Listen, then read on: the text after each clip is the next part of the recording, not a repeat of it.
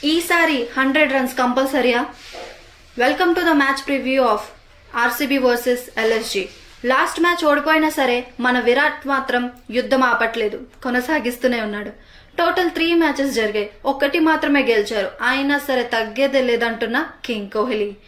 Back to back half centuries తో దూసుకుపోతున్న Virat batting వస్తే చాలు 50 runs కంపల్సరీ. రన్స్ చేసి చేసి అందరికి ఆయాసం వస్తుంది, కానీ విరాట్ కి మాత్రం ఊపొస్తుంది. రికార్డ్స్ బద్దలు కొట్టాలన్నా తిరిగి రాయాలన్నా విరాట్ కే సాధ్యం. ఐపీఎల్లో టోటల్ 241 సిక్సెస్ కొట్టాడు. ఆరెంజ్ క్యాప్ మళ్ళీ విరాట్ కే సొంతం అంటున్న కింగ్ ఫ్యాన్స్. తన బ్యాటింగ్ తో బౌలర్స్ ని తికమక పెడుతున్న కోహ్లీ. ఈ మ్యాచ్ చిన్నస్వామి స్టేడియంలో జరగబోతుంది. వీళ్ళిద్దరి మధ్య టోటల్ 4 మ్యాచెస్ అయితే అయ్యాయి. అందులో ఆర్సీబీ 3 మ్యాచ్లు గెలిచింది. ఎల్ఎస్జీకి వస్తే 1 మాత్రమే గెలిచింది. హోమ్ టౌన్ లో తిరిగిలేని ఆర్సీబీకి ఓటమి చూపించిన లక్నో టీం అదే కొనసాగిస్తుందో లేదో చూడాలి. గ్రౌండ్ స్టేటస్ వస్తే ఈ గ్రౌండ్ లో టోటల్ 90 మ్యాచెస్ అయితే అయ్యాయి. అందులో ఫస్ట్ బ్యాటింగ్ తీసుకొని 37 మ్యాచెస్ అయితే విన్ చేశారు. చేజింగ్ అయితే 49 మ్యాచెస్ కి రేటింగ్ ఉంది. దీన్ని బట్టి చూస్తే ఈ గ్రౌండ్ లో మాక్సిమం చేజింగ్ చేస్తేనే విన్ అయ్యే ఛాన్సెస్ ఎక్కువ ఉన్నాయి. యావరేజ్ స్కోర్ అయితే 166 మాత్రమే. టీమ్ కి వస్తే మాక్సిమం చేంజెస్ అయితే ఏమీ లేవు. యాజ్ యూజువల్ గా కోహ్లీ అండ్ డూప్లిసిస్ ఓపెనింగ్ కి వస్తారు. ఫాఫ్ అయితే లాస్ట్ మ్యాచ్ లో ఏం స్కోర్ అయితే చేయలేకపోయారు. ఇంకా గ్రీన్ అయితే తనకి ఇవ్వాల్సినంత స్కోర్ అయితే ఇచ్చాడు. మ్యాక్స్వెల్ చూస్తే ఏదో అన్కంఫర్టబుల్ గా ఆడుతున్నట్టయితే కనిపించాడు. ఇంకా పతిదర్ అయితే జస్ట్ వచ్చి నా పని అయిపోయిందిరా బాబు వెళ్ళిపోవాలి అన్నట్టయితే ఆడాడు.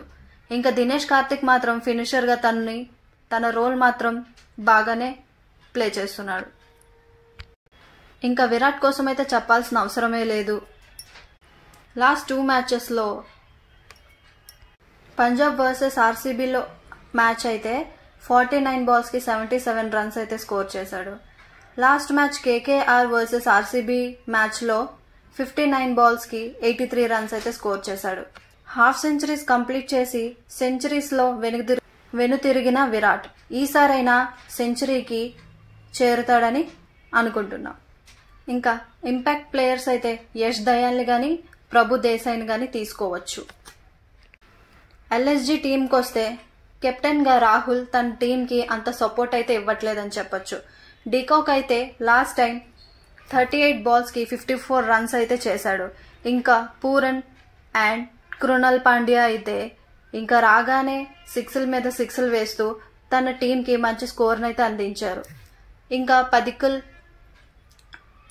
ఆయుష్ బదనీ, స్టాయినిస్ అయితే టీం కి సరిగ్గా సపోర్ట్ ఇవ్వట్లేదనే చెప్పొచ్చు. రాగానే ఇంకా నా టైం అయిపోయింది ఇంకా వెళ్ళిపోవాలి అన్నట్టు పెవిలియన్కి వెళ్ళిపోతున్నారు. ఇంకా ఇంపాక్ట్ ప్లేయర్స్ కింద హుడా గాని యష్ ఠాకూర్ని గాని తీసుకోవచ్చు.